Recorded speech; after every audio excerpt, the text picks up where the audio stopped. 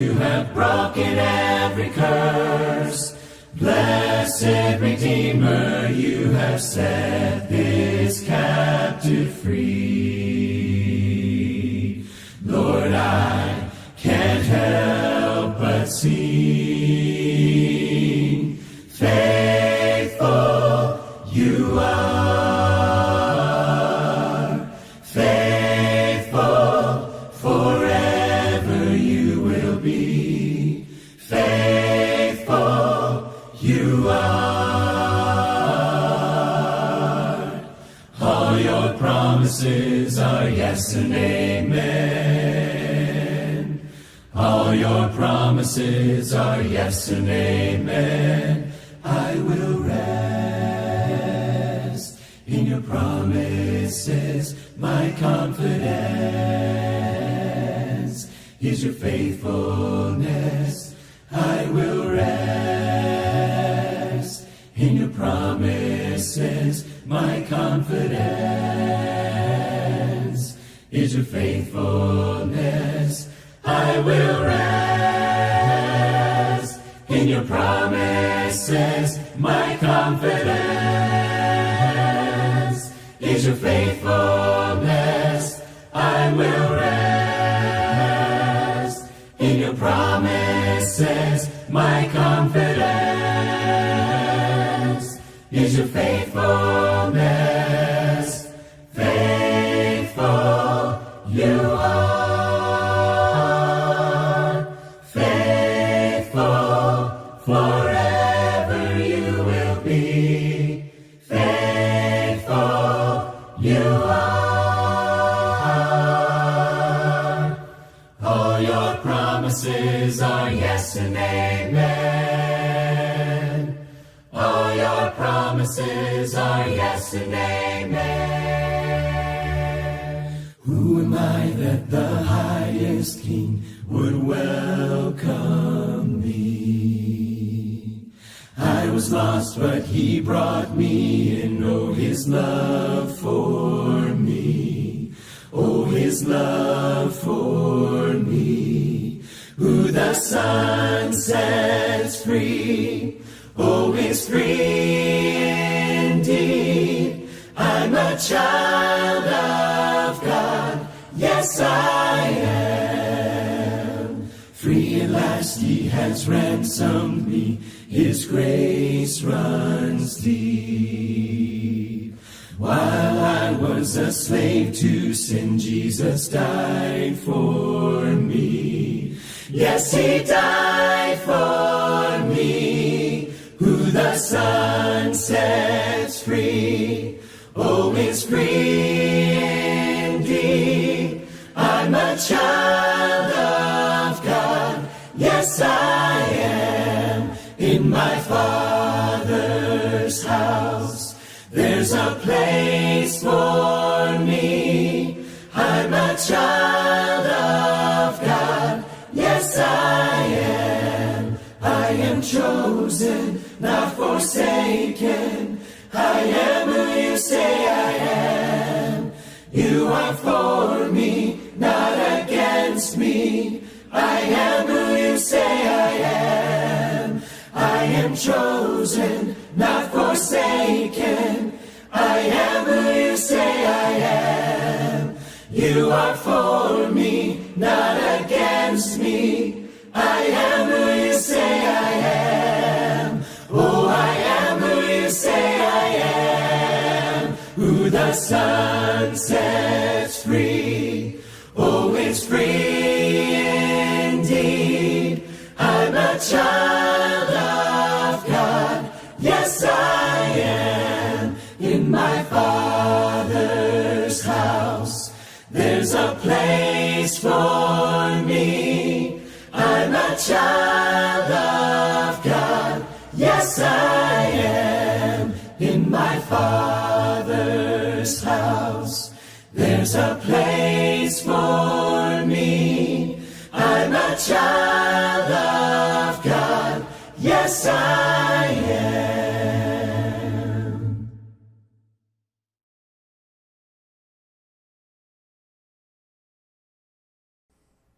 I invite you to open your Bibles to Romans chapter 1 as we continue the study of this amazing book in our New Testament. So we've looked at together the first 17 verses where Paul has introduced himself. He has also introduced his purpose as far as why he's writing, of course, who he's writing to, and what it is that he hopes to gain by their connection and by their relationship, especially that he would get to visit them in person. As he concludes that section, he says something so powerful in verse 16. He talked about his indebtedness in sharing the gospel, and now he says, because I'm not ashamed of the gospel, for it is the power of God for salvation. So this is the answer, the reason why the gospel, as he said, I'm so grateful, so thankful, he says, of the Romans, that they are proclaiming their faith, even in the capital of Rome itself, because they, like him, are unashamed of the gospel, because they recognize it is the good news. It is the best thing that can ever happen. It is the solution to the problem. It is the power of God for salvation. So not only is it the way, but it's how God provides for the way. Because imagine if we had the New Testament or the gospel was merely God's Covenant 2.0, here's some clearer or additional instructions, so get your life together. Well, that's the problem, is we already know more than we live. It's sometimes been said of our faith is it's often more of an issue of transformation than it is information. Or said another way, would your life look any differently if you applied everything that you knew from the Scriptures in your own lives? Well, of course, we'd always be forgiving. We'd always be patient. We'd always be kind and concerned about others. We would always be proclaiming our faith, and so on and so on. So where Paul's coming from is the reason why he's eager, as he said in the previous verse, is because it is the gospel, it is the power of salvation for everyone. And then in verse 17, he says, and so we live in our faith. It's the way we have our relationship with God. Later in Hebrews chapter 11, the Bible will clearly say that without faith, it is impossible to please God, or that by faith, men of old gained their approval before God. So it's never been about performance, that you've got to do X percentage of any given list of commands, but rather it's about trusting God. It's about following God. That old song, Trust and Obey, really seems to capture in a song this concept. Now, the reason why this is so important, the reason why Paul says, I'm indebted and I'm eager and I'm not ashamed of the gospel, because there is a reality, though very unpopular it might seem today, but there is a very stark reality. And that reality is consequences, or the wrath of God. The wrath of God is as real, it is as legitimate, it is as consistent as the grace of God. Paul will specifically talk more in a few chapters about I wouldn't say the balance, but both those ideas. He'll say, behold the wrath and the mercy of God. Both of these are true because God is loving and God is just. Now that's something humanity has terrible trouble balancing. We tend to swerve off to one extreme or the other, but God is perfectly both. So the reason why the gospel is so important, the reason why it is the power of salvation, because we are in desperate need of salvation. If we are not saved, there is a consequence. There is a terrible thing that is coming, and that is the wrath of God. So in verse 18, Paul says now, let me back up just to catch the flow. But the righteous man shall live by faith, for the wrath of God is revealed from heaven against all ungodliness and unrighteousness of men who suppress the truth in unrighteousness. So Paul says that God's wrath has been made very clear. God doesn't sugarcoat things. He doesn't pull punches. He doesn't tiptoe around an issue. He tells us what is right and wrong and what is the consequences or the results of both. So it is revealed, or God's wrath, God's justice, God's punishment, that there is a severe consequence coming. And he says, for all ungodliness and all unrighteousness. There's not a pick and choose, maybe this, maybe not. It's very consistent. Now, the tragedy here is, and already he begins to warn us of the problem, because this ungodliness and this unrighteousness of men, he said, who suppress the truth in unrighteousness. There's an idea here that's very important, that they, in their unrighteousness, it can be translated suppress the truth by their unrighteousness, or that they use their unrighteousness to suppress. So that's a word that means to hold down. To suppress is to push down. So if you imagine a spring, it naturally wants to be at this height. You can push it down and make it shorter. However, the nature of the spring, the way it's been designed, is to be this tall. So to push it down to, let's say, half its size may be possible, but it is not a part of its nature. It is not the real truth of the spring. And that is seen because as soon as you release the spring, what does it do? It rebounds to its full height, for it has not been designed to be less than that. Correct? Or right? Does that make sense? So suppressing is pushing down, and so truth can be suppressed. It can be quieted. It can be censored. It can be pushed aside or covered up or distracted from. But the nature of truth, the reason why I think of a spring, is because truth always surfaces. Truth is always going to rise. And so it takes an active, ongoing pressure or activity to hold it down, to let go, to relax, is for it to come to the surface. I'll give you one simple example. If you commit the sin of, let's say, lying, oftentimes dishonesty or to lie is not simple. In other words, if you've gone down that road, then you have experienced, no doubt, how you can tell a lie, and then in order to keep the truth suppressed or to keep it hidden, you can find yourself having to continue to lie to cover up the original lie. So you tell a second lie to suppress the truth about the first lie, but then the second lie also, the truth wants to be surfaced, and so you have to tell another lie about the second lie in order to keep the first lie hidden. And then sooner or later you have to tell another lie about the third lie, which was about the second lie, to try to keep the first lie hidden. And it can be exhausting. And nearly always, or at least often, given enough time and opportunity, the lies fall apart. They cannot suppress the truth, and it comes to the surface. And so Paul says, God's wrath has been revealed against that kind of behavior. This is not only the sin of weakness, I got distracted, I wasn't thinking, woe is me, but this is an active oppression or suppression of truth. So this is intentional. This is rebellion. Now, the reason this suppression is necessary, he says in verse 19, because that which is known about God is evident within them, for God made it evident to them. God is so big that he is obvious to us. You can drive down the road and you can begin to think such thoughts, and you can think, wow, the idea of a God and he's non-physical, he's outside of this known universe, he's outside of physics even. That's a pretty tall order. That's a pretty amazing concept. Okay, so let's set that aside. So then we're left with, we're just here. How did we get here? Why are we here? So it's all just an accident. We've had just a long string of random, against all odds, mathematical rarities, and here we are. Well, that is an even longer stretch. One of the titles of one of the books that I appreciate is called I Don't Have Enough Faith to Be an Atheist, and it covers a lot of the different evidences for not only the existence of God, but the work and the will of God in our world. So if there's not God, then you have to go back to a very random, accidental process.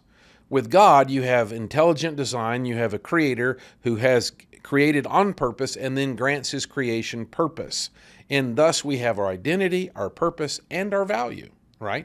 We are created as God's children. We're so vital to him that he would sacrifice his own son on the cross in order to redeem us. So there's our value, our identity as God's children. That's what it means to be human, created in the image of God.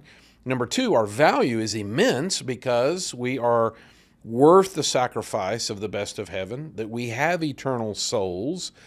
Therefore, we are absolutely a long-term investment. And then number three, we have our purpose, that is to seek God's will and to serve him. We might say that we have the choice to choose God, and then how we serve him determines our relationship with him and others. The other choice, that's a biblical worldview of Genesis 1 verse 1. In the beginning, God created the heavens and the earth, and everything comes from that. Or we say, there is no God and there is no creation. All right? But we have the heavens and the earth, though. Here we are. So now we're left with some version of a bajillion years ago. Depending on who you talk to, they'll add or subtract zeros like you can't imagine. So a very long time ago, we had a bunch of swirling gases and dust and stuff. Of course, now you could say, whoa, wait a minute, where'd you get the gas and the gas and the stuff and the atoms and even the momentum that brought the swirling? Where'd you get that? That has to be answered. Where did stuff come from? The Bible says God created. Even if we give them, okay, you know what, you can have your sandbox, here's your stuff, and we'll even let it be swirling. Okay, fine.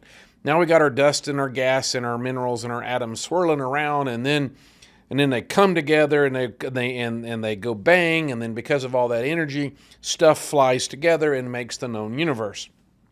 You got to make another leap because the energy to draw things together is going to be countered by the equal and opposite reaction of what would push it apart. So you've got to have some kind of outside energy to overcome that, to force things together. Then in a unrealistic explosion of stuff coming together, then it has to explode together in a way that forms, let's just deal with our solar system, let's just keep it simple, and let's just deal with our sun, our earth, and our moon, really, because that's what, whatever Jupiter's doing doesn't have a lot of impact on us, so that's all right, unless it runs over us, I guess. So really, let's just keep it simple. Well, now you got to have stuff blow together to form the sun as it is, with the right kind of burning elements, the right kind of energy release, the right kind of temperature. There are other kinds of stars out in the universe. There are blue giants and red dwarfs, and they're vastly different than our sun in terms of the kind of energy it produces and how stable it is and what gravitational effect it would have on orbiting planets. So it's really fortunate that we got the sun that we have. Not only do you have to have an explosion that blows together the sun, but then you got to blow together the earth, which you need a stable planet. You don't need one that's constantly having earthquakes, fracturing. So you need a stable core, you need a stable mantle, you need it at the right temperature. And once we get that planet that's blown together the right way, but we've also got to get the right distance from the sun. We're not too hot, we're not too cold. We've got to have the right atmosphere. We got to have the right elements. One of the crucial factors of life is you got to have water. And so each one of those steps are absolutely phenomenal, and that's just to get a planet that can support life. We haven't even talked about life. There has been no observed explosion that has ever made anything. It destroys things. You never have, when the atom bombs go off, or a gas leak, or a factory blows up, or a tornado comes through, you never put things together, but rather things are separated. They're strewn about. They're made a mess. They're like a teenager's room. It goes from order to disorder. It doesn't just automatically go from disorder to order.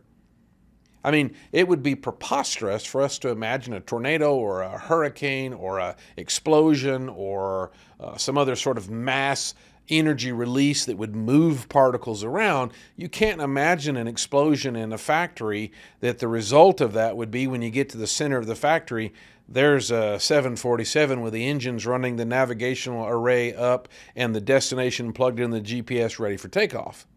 That is preposterous. There's no way we would ever believe that would happen by chance. However, the fact that the universe just happened, exploded, the sun and the earth and the distance, and it can support life is vastly more complex and vastly less probable than the airplane example that I gave. But now we still got to have life. We got the planet, that's nice, but then we got to have a mix of proteins floating around in some kind of soup. And of course, you got to ask where the proteins come from. Hey, we'll give them that. Then you get a lightning strike. You get some kind of energy infusion, and that rearranges matter again, kind of like the whole universe thing.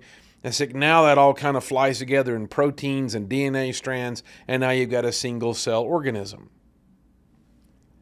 That's a lot. That is a lot. And it is, if you want to study microbiology, that is infinitely more complex than it sounds. Some single cell organisms, some bacteria exhibit incredible complexity.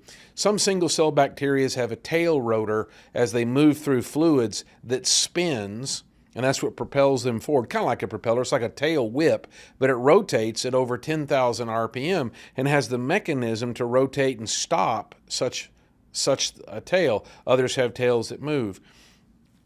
How does that fly together on such a small scale? Other bacteria, like for example the kinds that would make you sick, they invade your body, but they have a sensing ability. They have the ability to count themselves. Because if bacteria enter your body, or viruses for that matter, and if they just go on the attack, your body easily overwhelms them.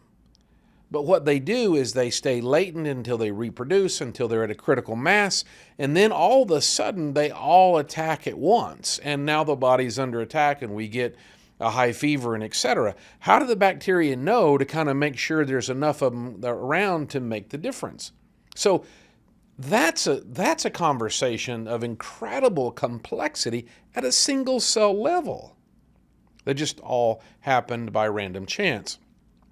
Well, you got to get from the single cell to the multi-cell, then you got to get to aquatic life, swimming around in the ocean, and then you got to get from aquatic life to a creature that decides to crawl up on the beach. And so the complexities of going from receiving oxygen by filtering it out of water versus receiving oxygen by filtering it out of the air or the atmosphere is a very different thing. There's a difference between gills and lungs.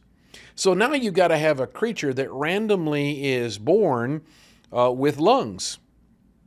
And you've got to do it in a way that, because normally if a fish is born with lungs, as it hatches out, it drowns because it needs gills. So you got to have both. You've got to have a transition plan. You got to have gills at first, and then you transition over to oxygen. But the problem is when that transition happens, you're either in the water or you're not. So that's got to happen. And then you crawl up on the beach. And of course, you got to have the skeletal structure and the muscular structure to support one's weight on land under gravity, because in water you have buoyancy. You don't have the need for anything like the same sort of skeletal structure, legs, muscles associated. You just have a tail and you're out of there. But if you crawl up on the beach, you gotta support yourself. You gotta deal with gravity now in a very different way. You gotta extract oxygen in a very different way. You've got to have locomotion. You got to move around. You got to have purposeful locomotion. So you've got to be able to spot, see. So you need some kind of sensing, eyes, smell. You've got to find food. If you don't find food, you're going to starve to death. So you've got to develop lungs. You got to develop legs. You got to develop the skeleton. You got to get out on the beach. You got to have the sensing to know what food to go eat. And now you got to have a very different digestive system, because you used to eat sea soup and now you're eating beach fare, right? Beach cuisine. So now you're eating grass or bugs or whatever it is you're eating. So now your digestive system also has to be ready to accept a very different diet. You also have to deal with the sun. Now you're going to sunburn. You didn't have that problem in the water. It filtered out all the UVs and the rapid temperature changes between high noon and 3 o'clock in the morning. You also are going to have a higher susceptibility to issues as far as the changing of the seasons. Summer and winter are going to be more dramatic on land than it is in water, because the water tends to hold a more average temperature regardless of the weather above. And you got to make the big jump between being cold-blooded, which is what most creatures in the water are, to becoming warm-blooded, which is what most creatures on land are. I know they're reptiles and things, but they walk us through all these steps. we hadn't even gotten to monkeys nor the folks that go to college, right? So, I mean, we were somewhere in that beach salamander phase, and we're nowhere near walking around and swinging from trees and making our own axes and taking girls out on dates, right? We got a long ways to go. But already there's a tremendous amount of complexity. The other thing that I find fascinating about random chance, which is the heart and soul, it is the engine of evolution. Well, not only is it amazing that all that has to happen for an organism and it to survive all of that, because you can't really say it took the fish millions of years to turn into the beach hanging out salamander, because once they stick their head out of the water, they got to breathe oxygen immediately from the atmosphere. They can't take millions of years to do that. They're going to die in the next 3 breaths. They've got to be able to have a digestive system ready to go for a whole different kind of nutrient, different fibers, all that kind of stuff. That's got to happen right now, not millions of years. They've got, I don't know, a day or 2 or 4, depends on how fat they are when they started, I guess. But if they don't eat soon enough, they're going to die, or they're going to roast by the sun on the beach the first day. All those steps have to come together as a package pretty quickly, within seconds, and at the most within hours, or it's all for naught. The creature perishes.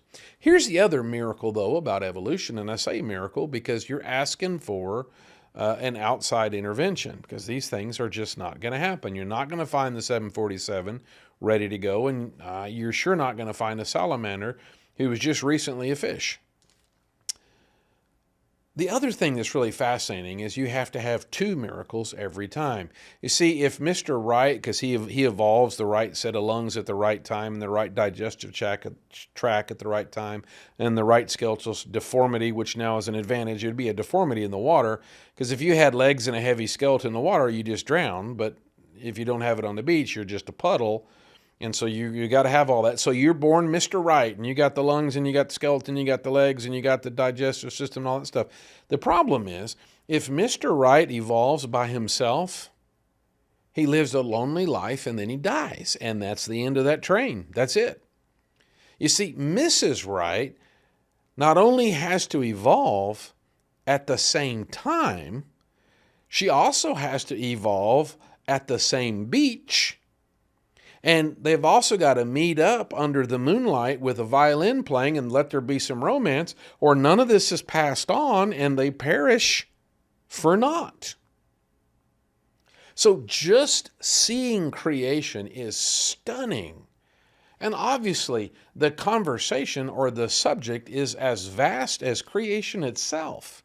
We've just ricocheted off of the thin surface of the things we could talk about. From either the cosmological big view, we could talk about stars and planets and gravitational forces, or get all the way down to single-cell bacteria with a whip and tail as they fly around the fluids that they're found in, and everything in between. It's incredibly complex.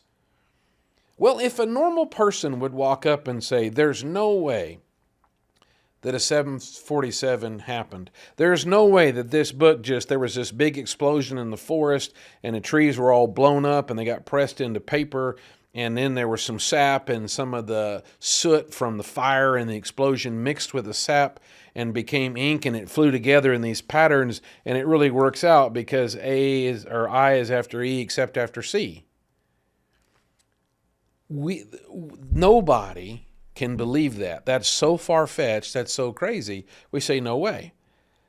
But if we come up with all these layers and layers, well, billions of years in evolution, we're suppressing the obvious truth. You won't believe this, but I'm an accident with my eyes and the way I can see and perceive and respond to light waves, and I can move my hands around and I can hear things, I can track, I can hear, my brain measures the volume in 2 ears, I know where to look, and my eyes track over, and all the blood chemistry, and on and on and on and on and on. I am infinitely more complex than a book.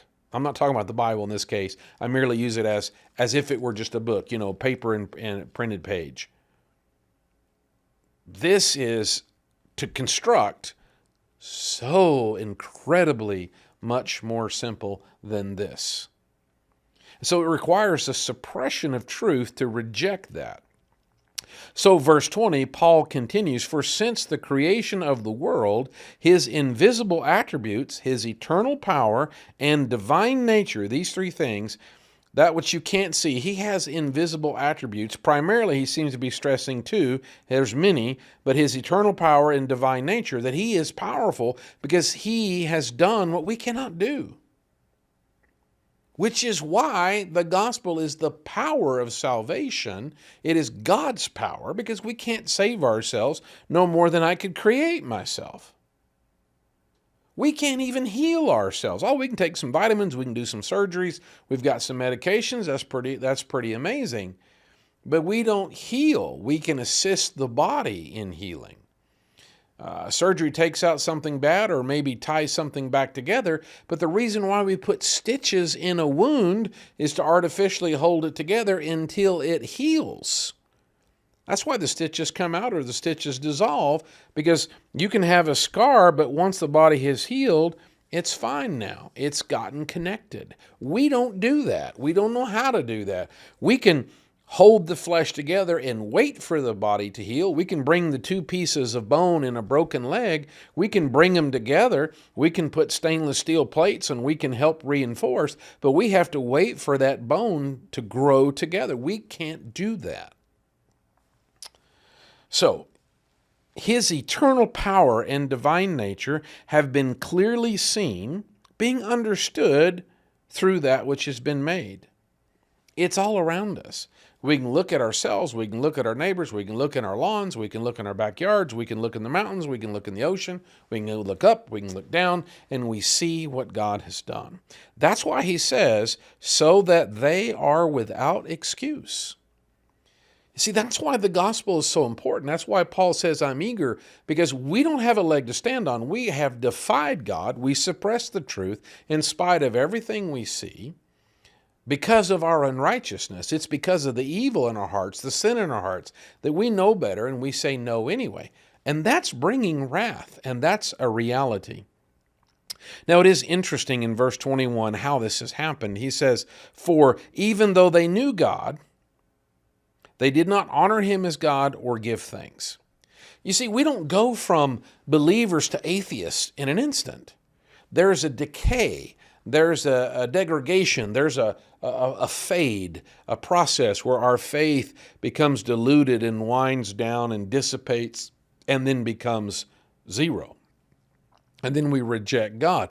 Where does that come from? Well, Paul says that the problem is that, number one, they did not honor him as God. We quit giving God the honor of being God. We start doing that. Well, I mean, I'm pretty smart. Looky here, I got a microscope and I can see some things and I can, I don't need God. I've got my life pretty well squared away. It all makes sense.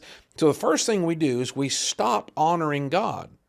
We haven't changed our belief yet. We still believe in God, but we don't honor him. That means we're not worshiping him. That means we're not praying to him. That means we're not recognizing him. We're not bowing down in front of him, which means we're starting to take his place.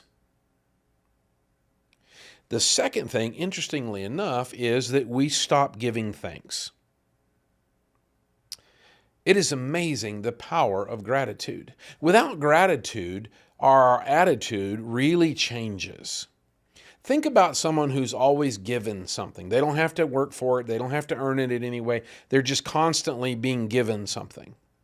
What's interesting is what often happens is that that person who's always receiving can develop what we call an attitude or a sense of entitlement. They're entitled to it. It's theirs. It's their right. It's something they deserve just because they are, right?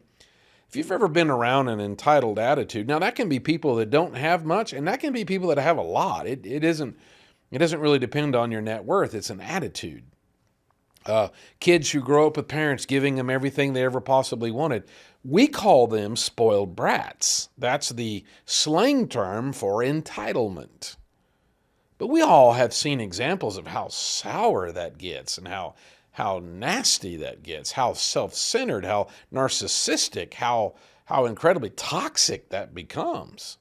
Those folks are hard to be around when they're that deeply entitled. What gratitude does is prevent entitlement from taking root.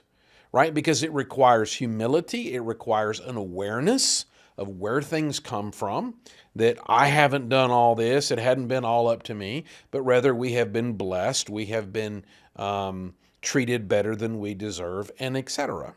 So Paul says where this darkness started, the shadow that began in the heart of those who have become so darkened, it began because they quit honoring God as God and they quit thanking Him.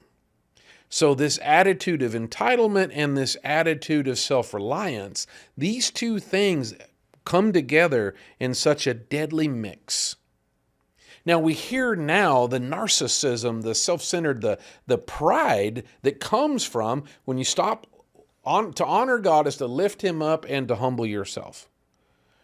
To thank God is to be aware of God's greatness and to humble ourselves.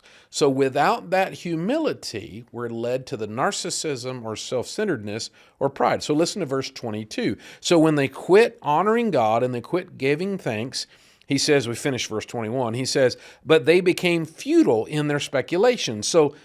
And their foolish heart was darkened. So the things that they began to speculate on is futile. It's empty. It's worthless. It's like saying it all just happened by a random series of accidents as a result of a gigantic explosion. Okay. And then their hearts become darkened. That's the thing is evolution, or a secular worldview rather than a biblical worldview. A biblical worldview is rooted in the beginning God created the heavens and the earth. A secular or humanistic worldview is I'm it. Because evolution is not just, hey, I'm just trying to, study the science of origins.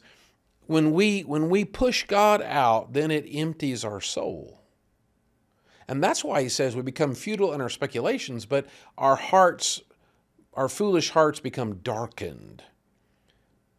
Because if there's no God, then there's no purpose, there's no accountability, there's no value. After all, the major process of evolution is about survival of the fittest.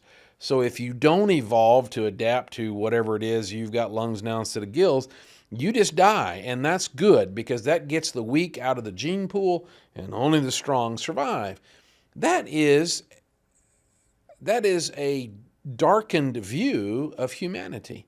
Adolf Hitler used exactly that language. He called it natural selection or survival of the fittest as to why it was okay to euthanize an entire race of people, that is, the Jews. And he started that process by telling people that we have all evolved and that there's a superior race, there's an inferior race, and therefore, just like the Homo sapiens wiping out the Neanderthals was a good thing, because nobody wants the knuckle-dragging Neanderthals, holding up traffic on Main Street. So that was a good thing for the whole of humanity, is that as we evolved, we got rid of the fourth cousins that were pretty slow. That's exactly where he came from with. So it's a good thing for the Aryan race or the superior race to get rid of these swarthy Jews because they are lesser evolved. And so we're just doing the gene pool a favor. And in so doing, we could do, or humans could create such acts of atrocity, to be so darkened that you could euthanize people like that. Today in our own culture, we may not be thinking so much about such horrendous cases as Auschwitz or other examples from the Nazi regime. But on the other hand, we have in our schools our biology rooms, and we teach our children they are nothing but evolved animals, and by tooth and claw and natural selection and survival of the fittest have we advanced thus far. And then we're surprised why there's so much hate and violence and harm that they do to one another. So then we have to put in a counseling office down about 3 doors and try to tell them to be nice to each other. Why? What is the moral justification for any limitation of any behavior? After all, shouldn't the strong survive? Hey, if you're weak, if you can't hack it, nobody needs you in the gene pool anyway. That's the darkness you get to without God.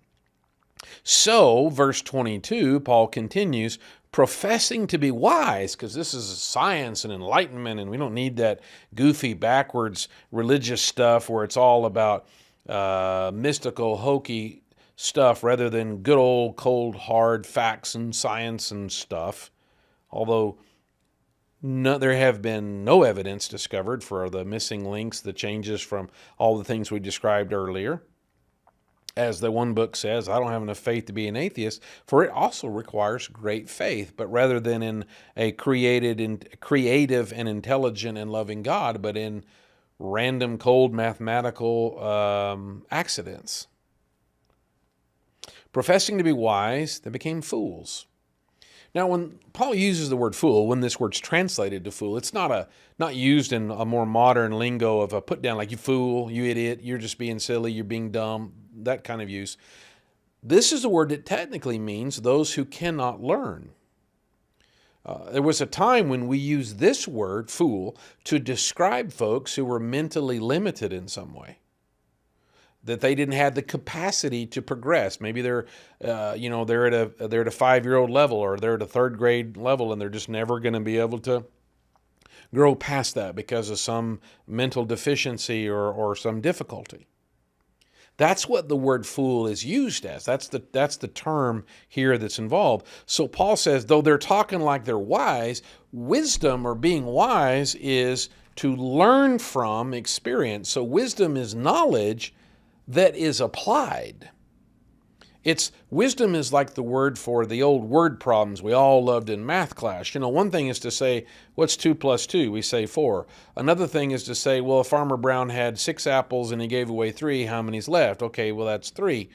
What we all loved was, so train A leaves Chicago heading east, and train B leaves New York heading west at 123 miles an hour. So 6 hours later, where do they collide? That kind of stuff. The reason that we struggle with word problems in such a mathematical type of question is because it requires mathematical wisdom. Knowledge is, hey, I know 2 plus 2 is 2. I know how to add, subtract, divide, multiply. I got it.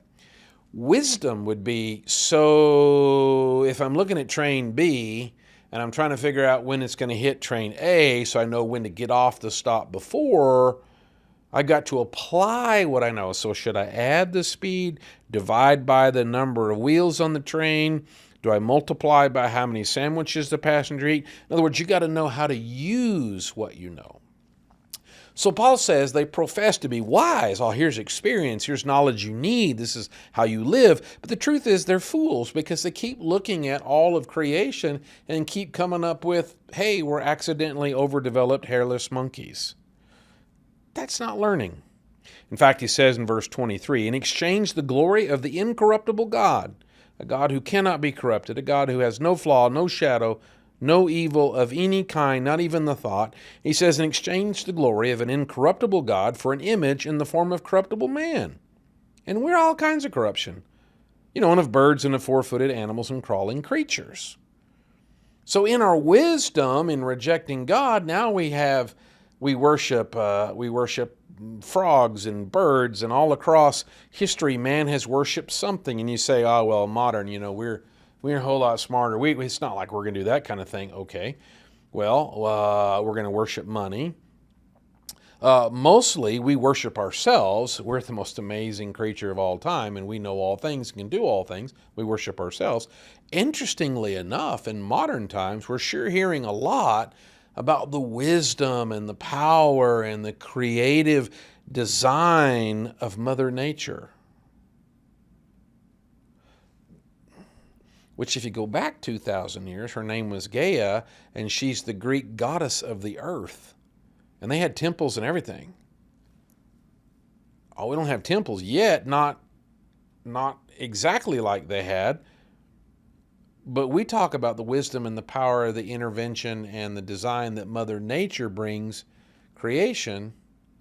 But we need to really help out Mother Nature, because she's both wise and powerful enough to have made all this amazing things, but she's really fragile, and it's up to us. We got to help her out, or it's all gonna come apart, because she's both wise and powerful enough to create all, but it's pretty helpless and pretty fragile. You really can't keep it going without us.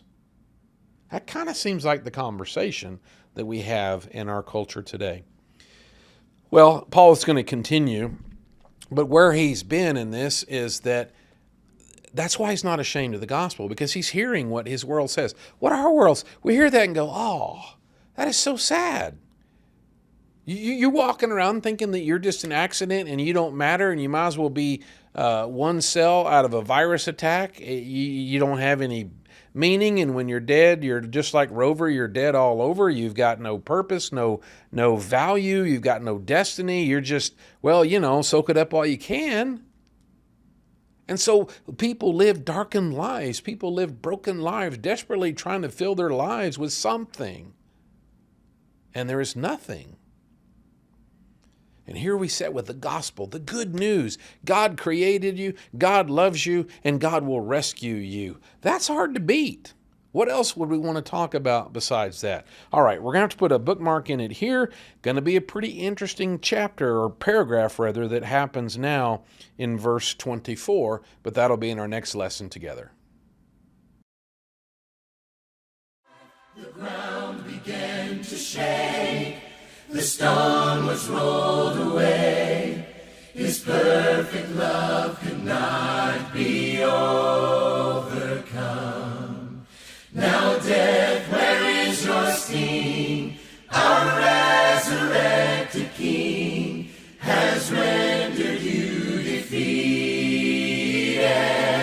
Forever He is glorified. Forever He is lifted high. Forever He is risen. He is alive. He is alive.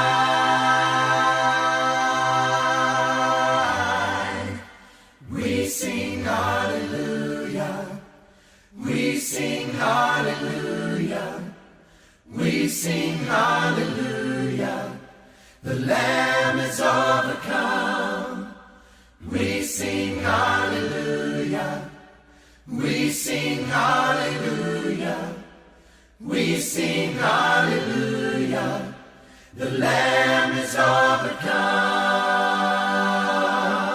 Forever He is glorified.